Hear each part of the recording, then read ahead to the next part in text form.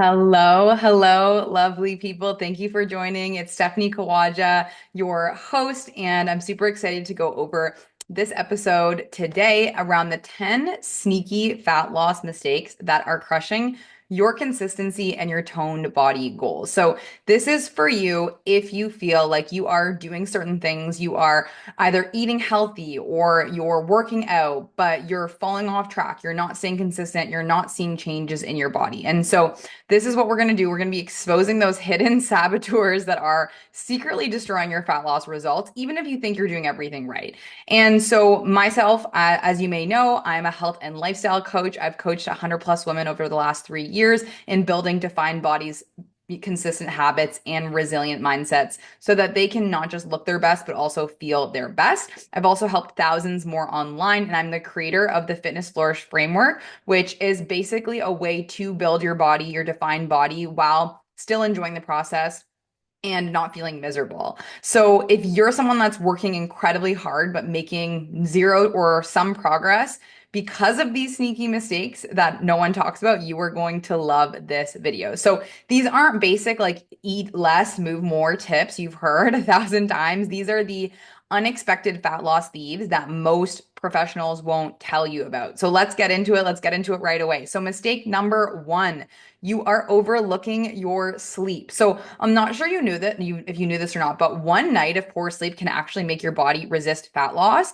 because your body is building muscle and recovering while you sleep. So if you are going to the gym and you are working extremely hard, you're pushing yourself, you're eating all the protein, you're getting stronger every week, but you're not sleeping well, then your body is not actually going to be able to recover and build that muscle that you're wanting to build. So maybe you're seeing weight loss, but you're looking skinny and you're not looking muscular. Like this is why you're not seeing and reaching that toned physique and actually that fat loss point of things. So sleep optimization is really important. Now, you don't need to be someone getting 9 hours of sleep, but you really should be aiming for a minimum of 7 to 8 hours of sleep per night. And it's also about the quality of sleep. So if you are someone that you get 8 hours of sleep, but you still wake up feeling really tired, I want you to think about, are you, on your phone before bed? Are you tossing and turning before bed and you're using screens? These are all things that can actually impact the quality of your sleep, your REM sleep and your deep sleep, which again are where we recover. And so this is why it's really important. And women specifically experience a lot of hormone disruption from sleep loss. And so this is why we need to look at the sleep quality and the amount of sleep that you're getting. So one thing I would say here is making sure that we have an ideal bedroom temperature. So anywhere from like 16 to 18 degrees at night is optimal. Having at least a half an hour digital sunset protocol, meaning 30 minutes before bed, you are turning off all screens, no technology. You are using this to wind down, to either read, meditate, get ready for bed, journal, whatever that looks like, and making sure you're stopping caffeine 10 hours before bed. If you're listening and you're like, Steph, I can have a shot of espresso right before I sleep and I'm fine.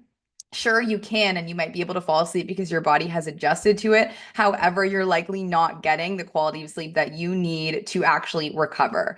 A few more things that we want to look at. I am a big proponent of eye mask and earplugs. So that way, if you are sleeping either more into the day when the light comes on and the sun sets or sun rises, at least you are going to have still some darkness. I also use, a noise machine to make sure I'm kind of cutting out all that background noise. So that's really important for me. And I know that when I have all of those things, I feel really good. I can still sleep well without them. However, they are really great additions.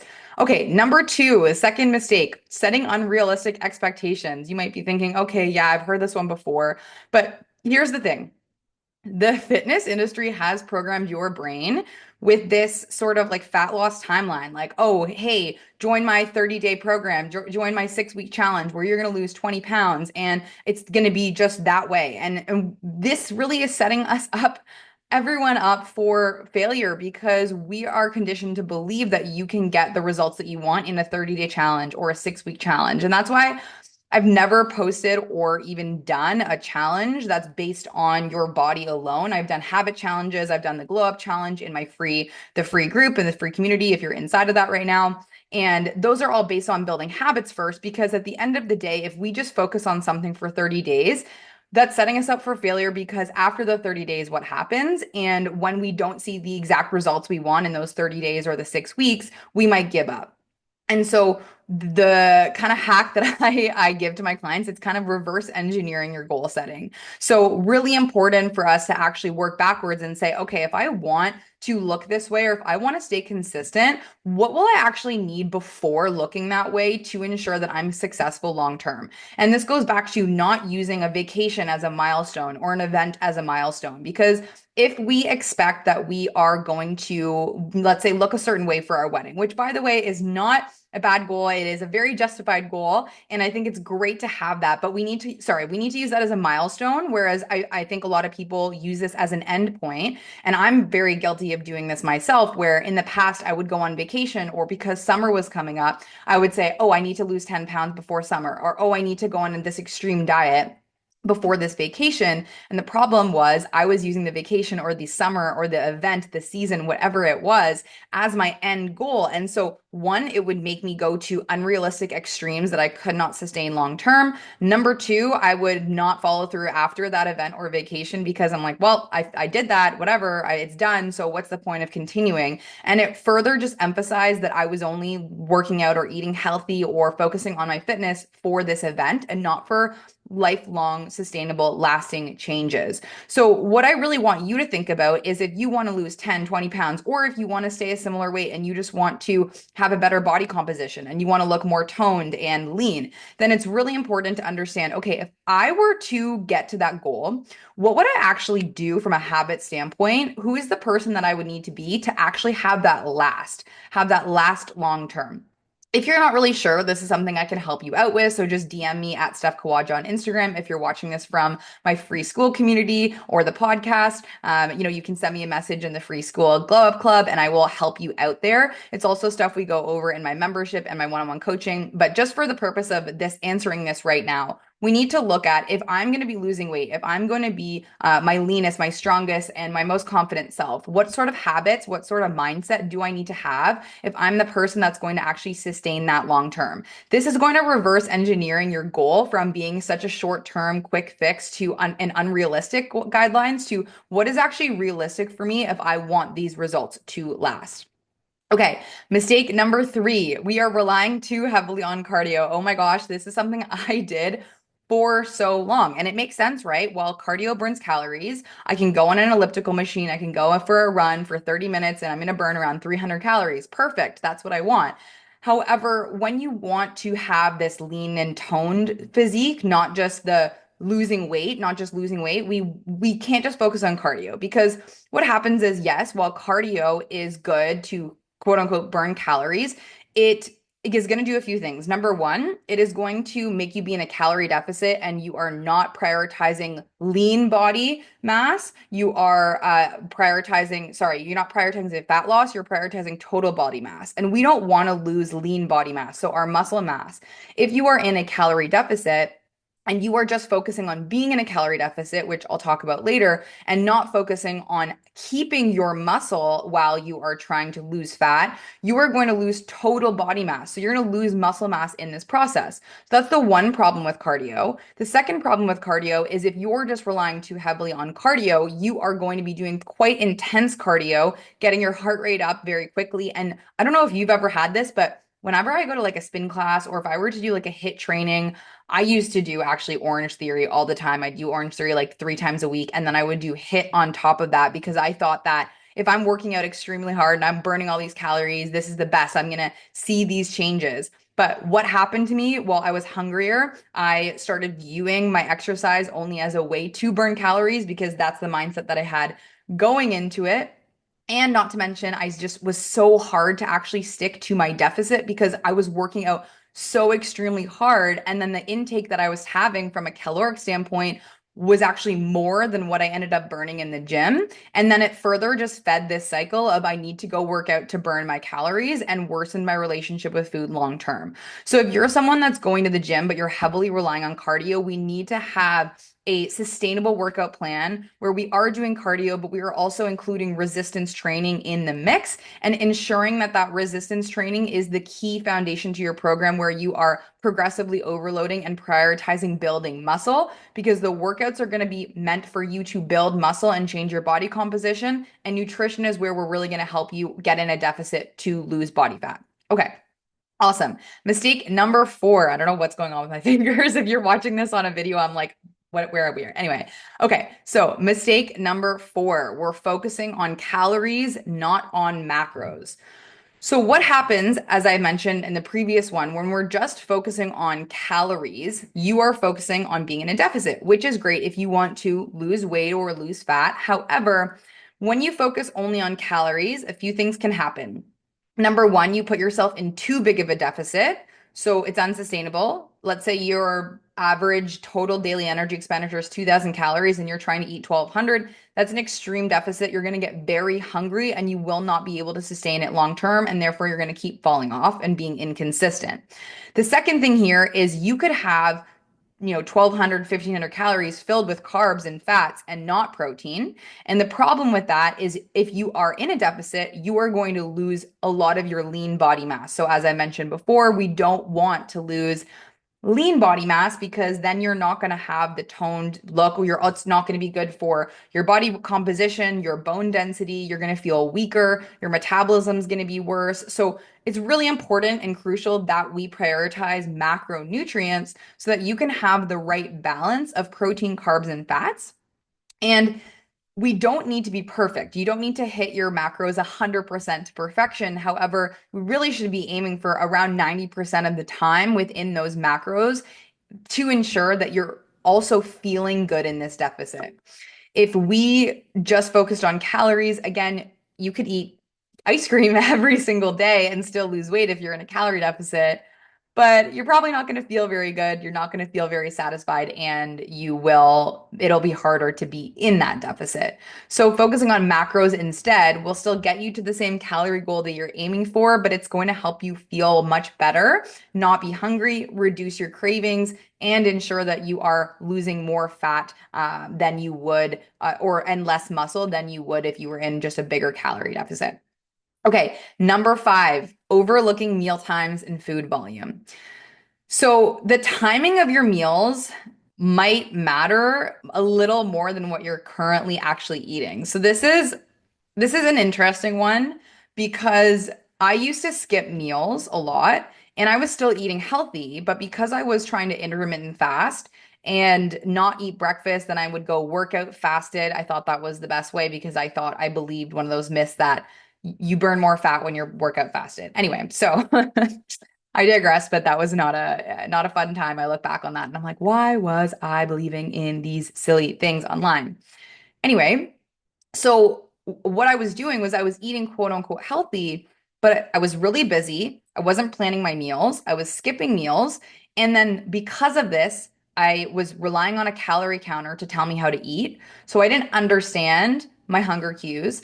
I didn't understand how to fuel myself properly. And then I would just eat way more on weekends or when things were posed in front of me, like cookies, or if I was going out with friends, I would eat way more. And this would cause this restrict binge cycle and be really up and down. So when I actually started to implement meal times, consistently eating breakfast when I wake up, having a meal 3 to 4 hours after that, having another smaller snack or meal 3 to 4 hours after that, and then a dinner, I actually began to learn my hunger cues better. I wasn't eating when I was starving and then becoming over full. And it was so much easier to feel good and stay in a slight deficit along the journey because of myself. I was building more trust with myself in food again. So meal times are really crucial, and same thing for volume. I don't know if you've been following the skinny talk trends at all on TikTok or Instagram, but there's been a lot of quotes around. I don't even, it actually just baffles me that this is still going on. But, eat small, be small, for example, is a quote. And one, we shouldn't just be focusing on calories, but two, this just, this is not the point because you could eat a piece of toast with jam and peanut butter on it, and it looks like it's a small amount of food, but it could be 300, 400 calories for your breakfast. Whereas you could have an egg, some egg whites, toast, vegetables, and it looks like a lot more food and it actually be less calories. So this idea of like eat small, be small, not it. And if you're going to use that in this is your journey, you're going to not feel very good. So looking at food volume, and this is where understanding macros is important because you can still visibly and visually eat a lot and feel satisfied and still be in a deficit. And again, if this is something that you're having trouble with, this is what exactly we go over in the Glow Up Club Premium. It's my $47 membership where we teach you how much you should be eating, how to eat in a sustainable deficit to build muscle and lose fat at the same time without feeling restricted. So, number six, let's go to number six. Okay, the all or nothing mindset. Oh my gosh, I am so guilty of this. I was so guilty of this. I still have this sometimes, but I like to say I'm a recovering perfectionist, and this is for all my perfectionist girlies out there. So, perfectionism is actually a form of self-sabotage because we want things to be perfect and we don't have control over the outcome in the future. So we just don't do something if it's not perfect, if you're someone that is a perfectionist. And so what's going to happen is if you always want things to be perfect, then we're again going back to that unrealistic expectation setting. It's going to be very hard to stay consistent and do this in a way that feels good because we're just always looking for that perfect scenario. So it's like, I'm not going to try if it's not perfect. So what we really need to understand is that perfectionism and how it helps you in other areas of your life, if it's helping you in your business and your career, and you're a high achiever and you're showing up, and that's all great, but we can't apply the same perfectionism to our health because the more we try to control things, the less control we actually have. So I'm going to say that again. The more you try to control, the less control you really are going to have. So the best thing to do with the all or nothing mindset, and if this is impacting you in your journey, is looking at what things are you trying to be perfect right now? What things do you not do because they're not perfect? Is it you skip the gym because you're tired and you think you're not going to have a great workout? Is it as soon as you have a cookie or you go over your calories for the day, you're like, screw it, I might as well keep eating because I've already messed it up? Is it the fact that you're trying to eat perfectly healthy, but then this is impacting you because you can't stick to something for more than 2 weeks? So, really important to understand where your all or nothing mindset or perfectionism is getting in the way, and then we can work to actually solve those things. Number seven, managing stress. You're not managing your stress well.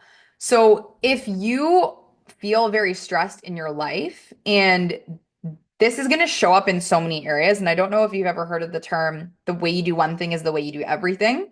So, as an example, if you're someone that is an avoider when you get stressed, so you avoid responding to your friends over text, you avoid responding to your boss, you avoid booking an appointment with your therapist when you really know you should because you're overwhelmed. This is how you're going to show up in your nutrition and your exercise because if you're stressed and you tend to avoid, then it's going to impact you. Similarly, if you're stressed and you tend to go to food because you're stressed, then again, this is going to impact us. So we need to understand that stress is actually a really important way, a really important factor in consistency because no matter what, life is going to happen. And it's all fun and dandy when things are good and life's going easy and whatever it is. But if you have something occur in your life and you get stressed and we don't know how to handle that in situations, then it's going to make it hard for you to stay consistent and not feel like you've fallen off too hard. So, the best thing that I say around stress is actually having non negotiables. And these non negotiables will help you to have sort of like a plan B. So if you can't do the plan because you're stressed and overwhelmed, what is the bare minimum that you know you can do that will make you feel good? Not what you want to do, what you need to do. So, as an example, I would love to be able to work out 5 times a week and resistance train or go hiking every single day, right? But I don't need to do that. What I need is to get outside at least half an hour a day or an hour a day for walks. That's a non negotiable for me, and to move my body 3 times a week in the gym. So that for me is a non-negotiable. It's going to look different for you, but you can actually have what are those things that I need to do in order to feel good rather than what I want. Okay, let's go to mistake number 8, trying to eat perfectly healthy. This also goes into the bucket of trying extreme diets or thinking that a diet is going to solve your problems because in reality, there is no perfect diet. There is no perfect way to eat. It's the way that's going to work for you that you will be able to adhere to. So, this being perfectly healthy eating approach is actually likely sabotaging your long-term success. And this is because if you are trying to just eat healthy or eat perfectly healthy to look a certain way, but you don't actually like the way you're eating, you're going to be miserable. You're going to feel like you have to say no to social events. You are going to always be thinking about food, and it's just not going to create a great relationship with food in general. And then the second thing is when it comes down to perfect eating is it goes back to the all or nothing perfectionism thing. As soon as you quote unquote mess up, as soon as you eat something that you weren't planning to, you're going to think that everything's ruined. And because you had unrealistic expectations, you're going to have this up and down cycle and this yo-yoing. The other thing is just because you're eating healthy doesn't mean that you're going to see results. You could be eating healthy and still be in a calorie surplus and not be losing weight if you want to lose weight. So really important for us to one, come at this from the lens of why am I eating this way, not to look a certain way, but how I want to feel. When I eat healthy, I feel good, I have more energy, and it makes it more likely that I'm going to hit my goals. And I also know specifically for myself, I need to indulge in food. I need to be able to have sweets and to be able to go out for pasta and pizza and have that as like actually as a part of my diet and what I'm eating that being seen as a bad day. And the best way I like to approach this is the 80-20 rule. So 80% of the time, I'm fueling my body with whole, nutritious foods. I'm cooking all my meals at home, and I'm allowing for a couple meals out a week where I'm eating pasta or pizza or things that I don't necessarily have at home, but I'm still understanding that this is a part of my diet. It's not a cheat day. Okay, mistake number 9, constantly changing your workout routine. This one is going to surprise a lot of people because program hopping is honestly one of the biggest reasons why women fail to see visible changes in their physique. And we can get either bored with a workout or we're doing something for a month and we're not seeing progress. So we think it might be the workout, when in reality, it's not. There's a few things that make up a workout routine being successful. So, number one is actually sticking to it long enough for you to see changes and progress. If you're trying to change your workout program every 4 weeks or even 8 weeks for that matter, it's not long enough. Even I've been doing the same workout routine, the same exercises for over 6 months now. But what I don't change the actual exercises. I change how I progressively overload them. So I change the tempo, I change the amount of sets or the amount of reps that I do. So I might add pauses in the movement, I increase my rest or decrease my rest time, basically allowing my body to have different stimulus and building up strength in the weaker parts of the movement without actually changing the exercises. And these small tweaks are so beneficial because you can actually see that the way you train is more important than actually the exercises that you do. So we don't need to overcomplicate it. If you want a workout program, there are free workout programs in my Glow Up Club free community.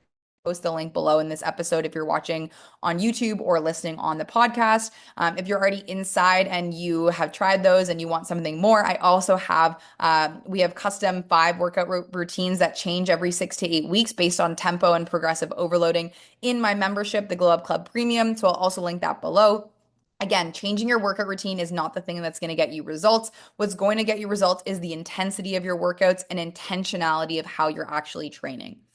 Okay, last but not least, mistake number 10, focusing on just your body alone. Okay, so your body transformation is only 30% about your body.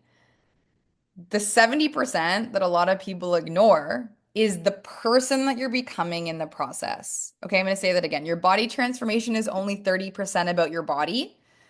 The 70% that most women ignore is about the person that you're becoming in the process. So every single client that I've spoken to, and I ask them if they want to lose weight, why do you want to lose weight? Well, it's going to make me feel more confident. Okay, why do you think losing weight is going to make you feel more confident? And I always get them to go down to the deepest level of why would this weight loss make you feel more confident? And sure, maybe just inherently it's about feeling better in your clothes and just looking good. And of course, that's all justified in what we want. We all want to feel good in our bodies.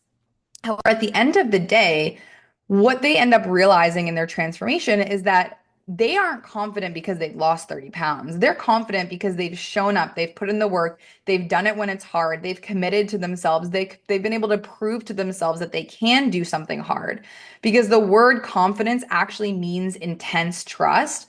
And you can only build trust with yourself by showing up for yourself consistently. Because if you keep giving up, if you keep missing the workout, if you keep, scrolling on your phone when you said you wouldn't, those are the things that are going to break the respect that you have for yourself and break that trust. So by building confidence and by losing weight or building muscle or seeing changes in your body, you're not getting confident because of the way that you look. You're also getting confident because you're becoming the person that shows up for herself, that respects herself.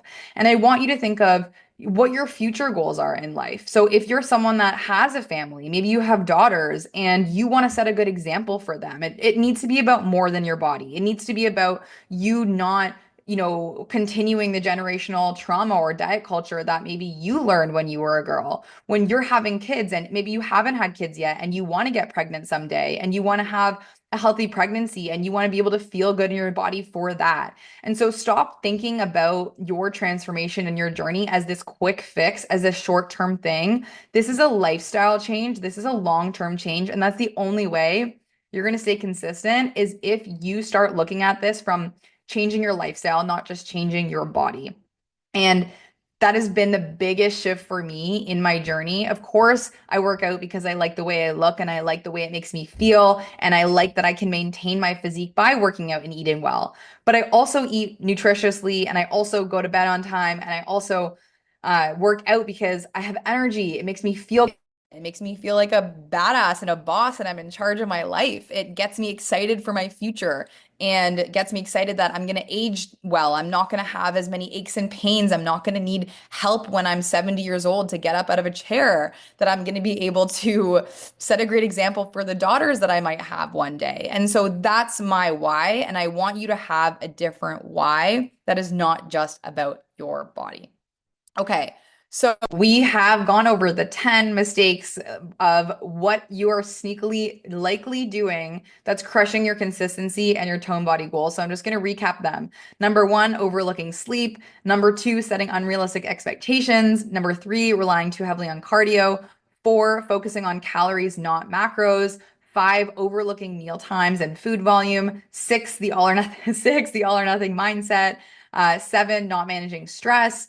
Eight, trying to eat perfectly healthy. Nine, constantly changing your workout routine. And 10, focusing on just your body alone. So if you enjoyed this episode, DM me at Steph Kawaja on Instagram. I would love to hear your feedback. I would also love if you could comment on this or share this to someone if you think that they're going to benefit. And like I said, if you are struggling with any of these things, if you've listened to them and you're like, oh my God, I'm making a lot of these mistakes and I'm feeling a little bit overwhelmed, do not worry. This is why I have created my programs to help you in your journey. So we have so many different programs for you. We have a course on how to build a better relationship with food. We have a membership that gets you the support on nutrition, training, sleep, building routines that you can feel good in your body and see those changes without feeling restricted or even falling off track. And then we also have our one-on-one coaching program. So if you want to learn what program is best for you, book a call with me below. It's a complimentary call and we will chat through what is best. And I'm also going to link the links to all of the different programs and memberships and my free group so that you can join if you are not already inside. So